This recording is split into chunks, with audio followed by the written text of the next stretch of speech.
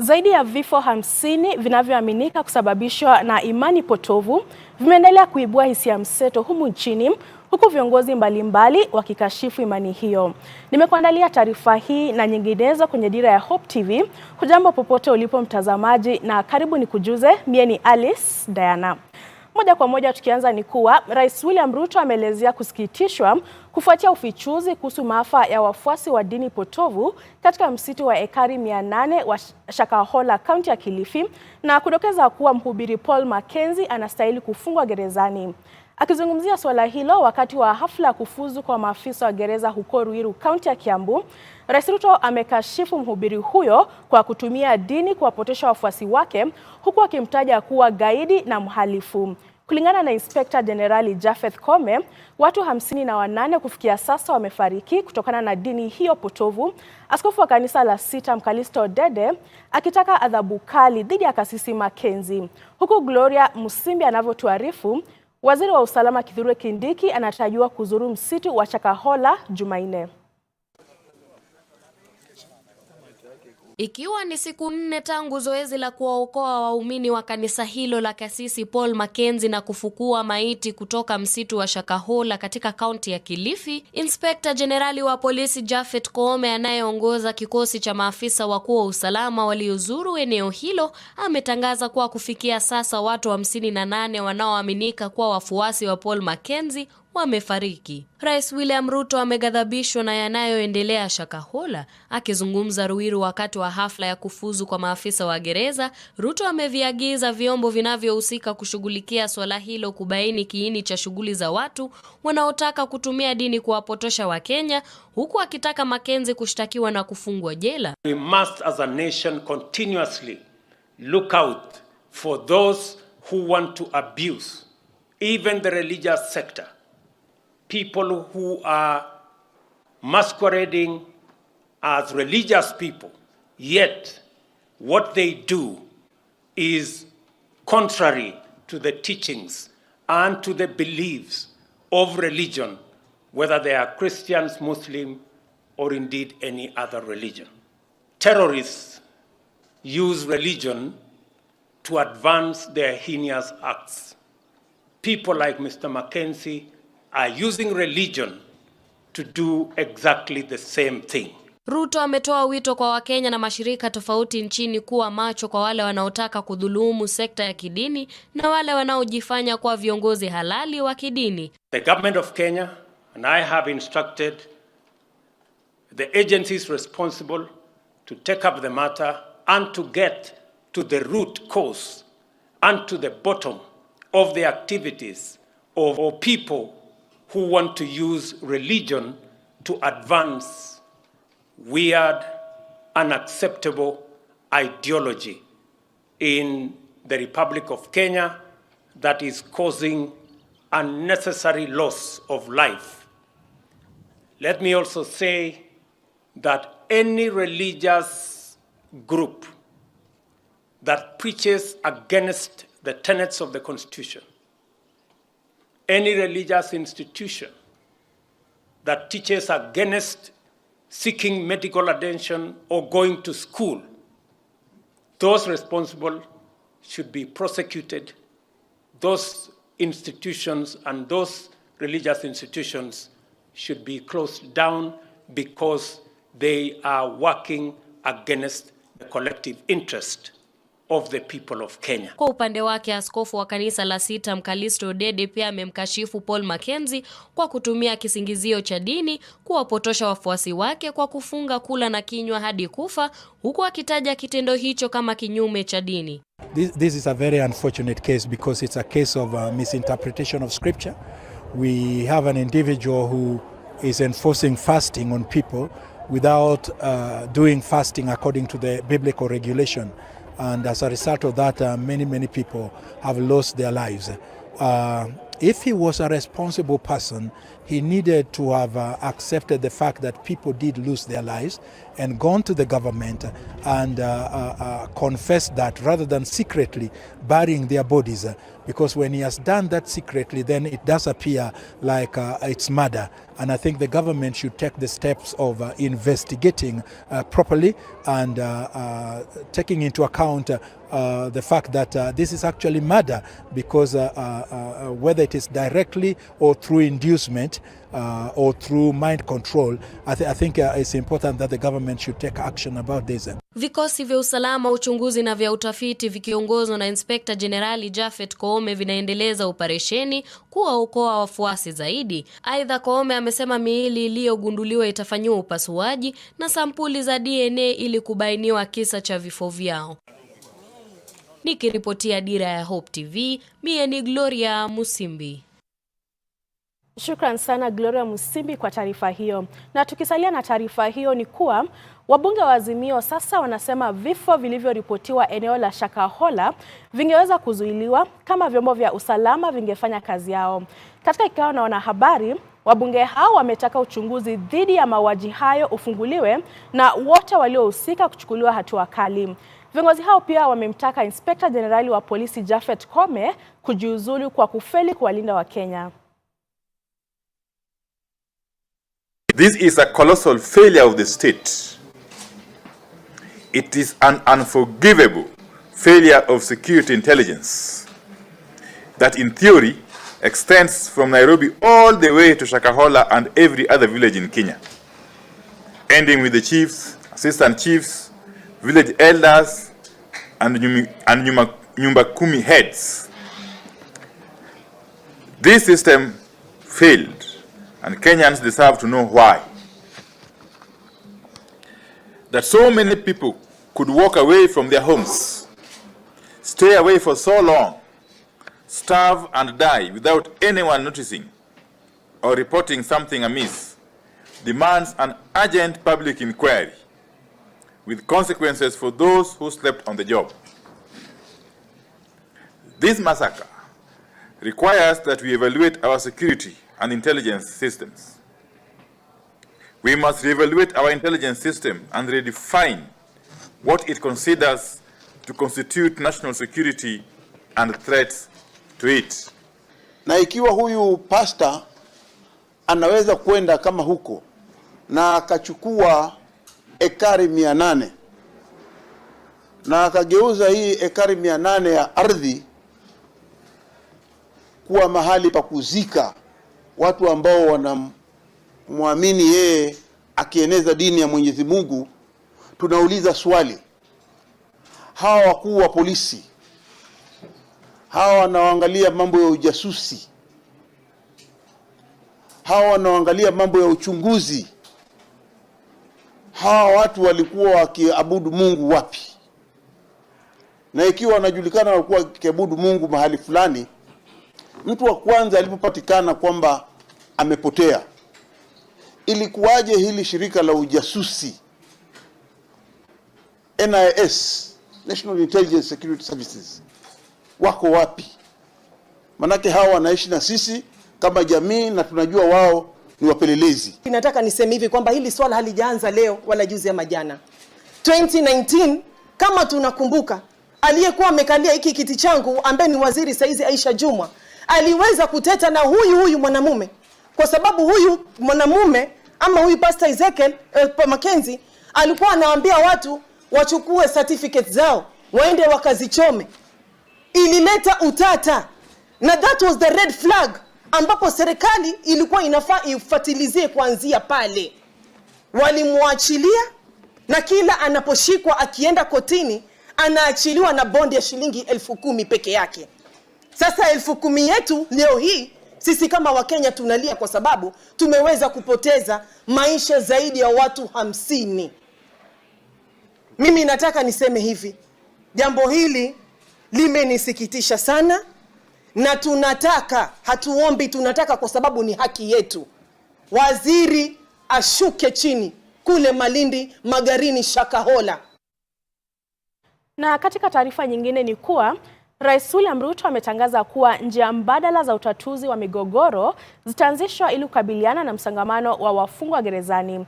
Akizungumza Jumatano eneo bunge la Ruiru, kaunti ya Kiambu, wakati wa hafla ya kufuzu kwa maafisa wa gereza 222, Rais Ruto alisema nafasi zaidi pia zitatolewa ili kuhudumia ongezeko la idadi ya wafungwa, huku akiashiria kuwa shughuli ya kutambua maeneo mapya ya kujenga magereza inaendelea. Rais Ruto ameitaka mahakama kutoa uongozi katika suala hilo na mwanasheria mkuu wa serikali kuanzisha ushirikiano unaohitajika. Takwimu zinaonyesha kuwa zaidi ya wafungwa 10,000 wanatumikia kifungo cha chini ya miaka 3, huku 41% ya idadi ya wafungwa wanasubiri kusikizwa kwa makosa yanayoweza kulipiwa dhamana. Our disciplined forces, our men and women in uniform, have been a beacon of hope that this country is stable, shall remain stable, and is a country that shall observe the rule of law. This has also gone beyond our borders, because a lot of these men and women are always called upon to serve beyond our borders in peacekeeping efforts, in training of other nations' people, and that is a clear recognition that Kenya has made tremendous strides in ensuring that we cultivate the right kind of public service. Your Excellency, I want to thank you for 2 other programs that you're leading to support us, especially in the State Department of Correctional Services.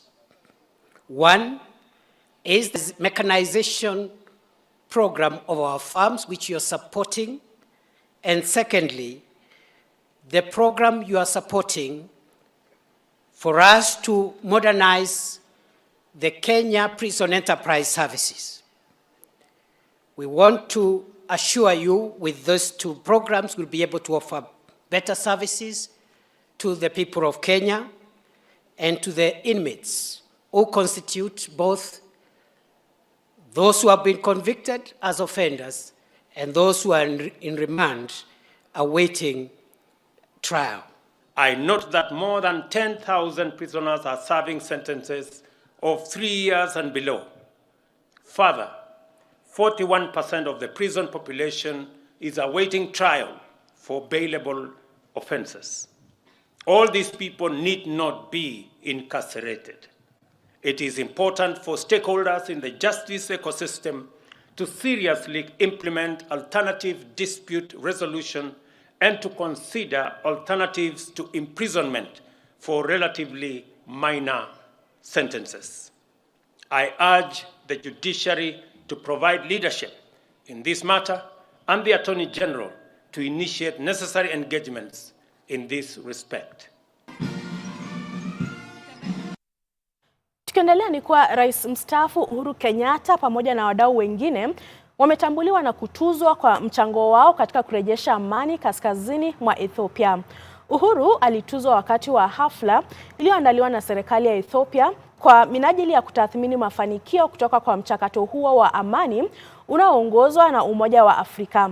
Katika hotuba yake, Uhuru aliwapongeza wananchi wa Ethiopia kwa kujitolea kwao kutafuta amani ya kudumu katika eneo la kaskazini, akisema amani iliyopatikana ni ushahidi kwamba bara la Afrika linaweza kutatua matatizo yake. Na kwa upande wake, rais wa zamani wa Nigeria Olusegun Obasanjo aliwasihi wananchi wa Ethiopia kuendelea kudumisha amani.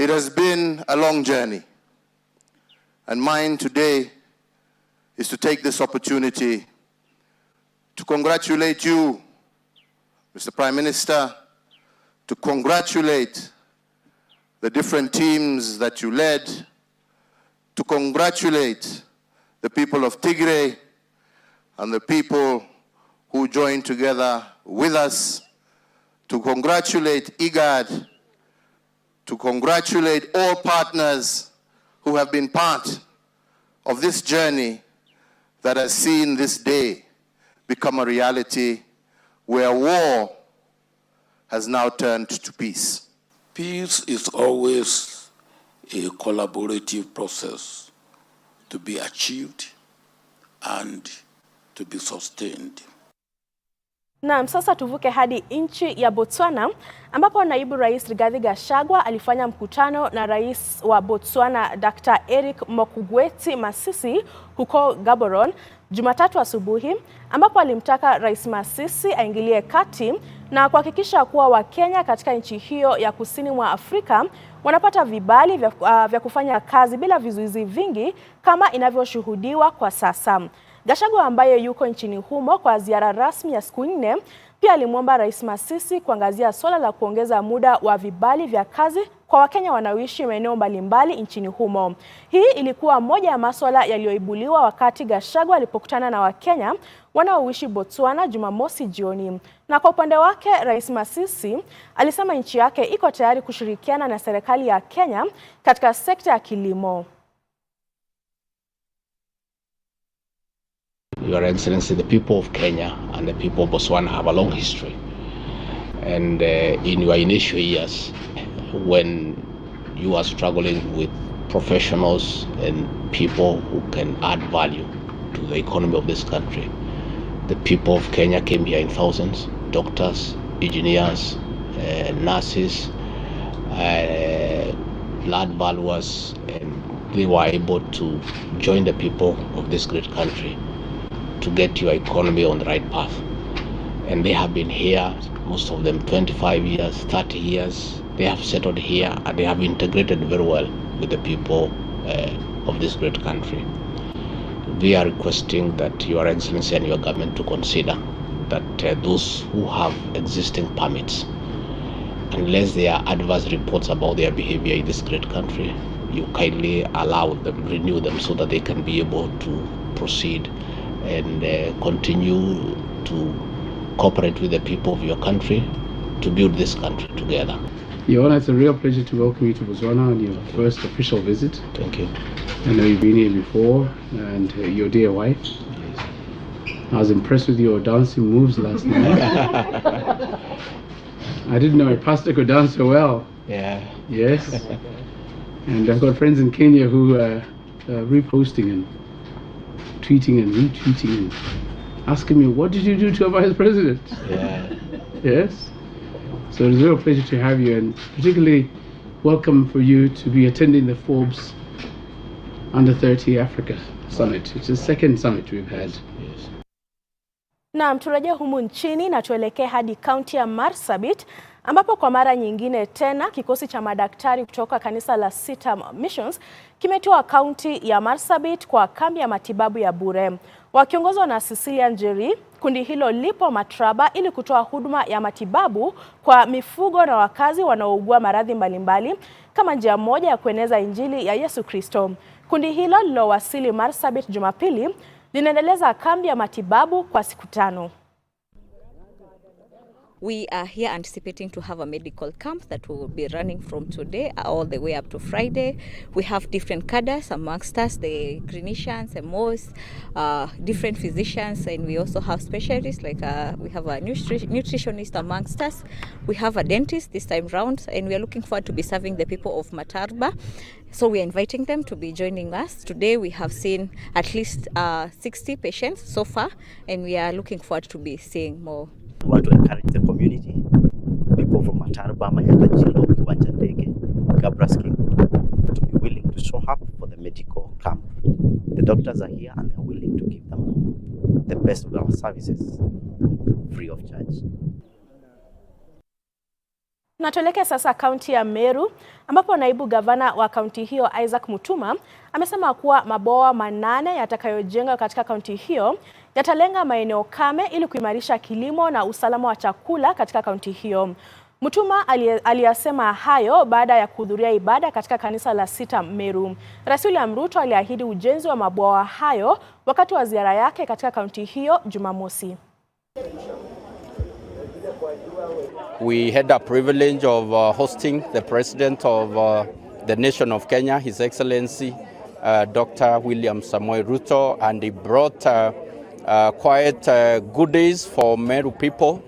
To begin with, he brought us 8 dams that are going to cost around 35 billion according to his word.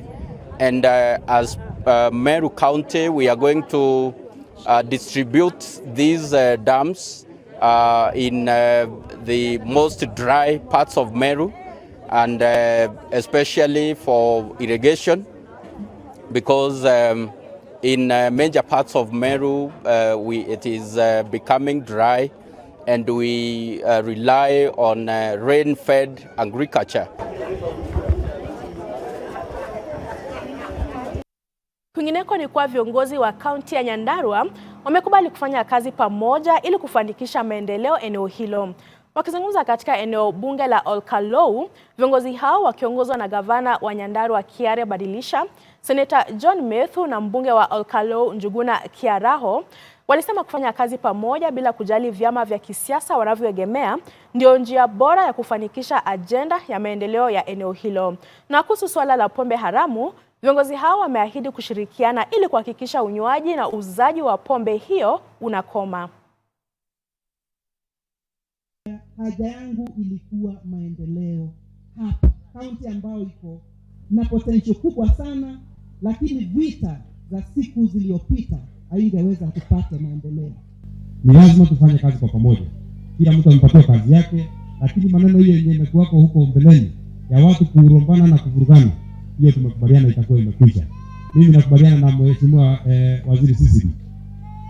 Hata mimi siku ile unajua 2017 viomba kura haikutosha. Isipotosha unawapatia wengine nafasi, wanafanya, siku nyingine labda Mungu atakuja huko mbele. Kama one man, one vote, one shilling. Tunasikizana?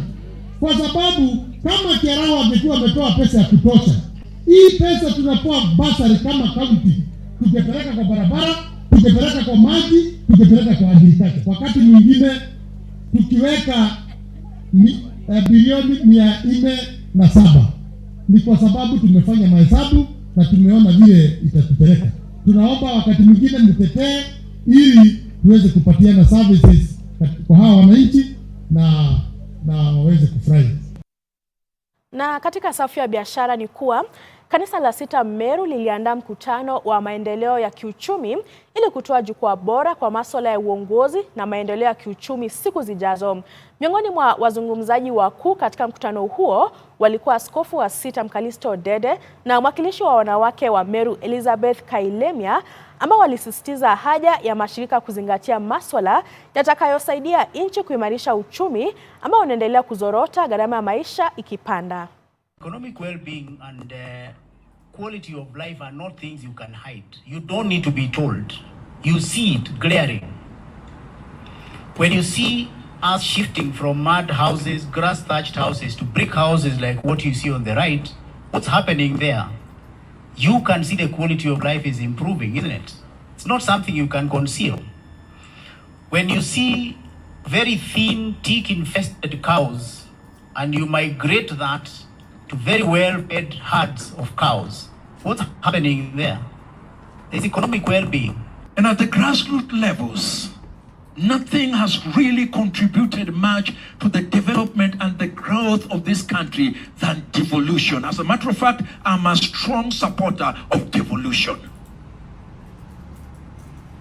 I go to counties and I travel quite a lot across this nation. Counties where before, as I used to travel, you would not see something. You go to those places now, you get amazed by the kind of resources that has come down to these nations. Devolution has been an excellent model in bringing down the resources, trickling it to the common people. But as the resources come down to the common people, the necessity for us to have leaders and individuals who are heading institutions, who have ability to handle some of these resources, handle it with a mindset that we actually have the people at heart. Na mtazamaji, kufikia hapo sina la ziada ila kutamatisha taarifa zetu za Dira ya Hope TV hii leo. Shukran sana kwa muda wako, na kwa niaba ya wote waliofanikisha taarifa hizi na kutakia usiku mwema, mimi ni Alice Diana.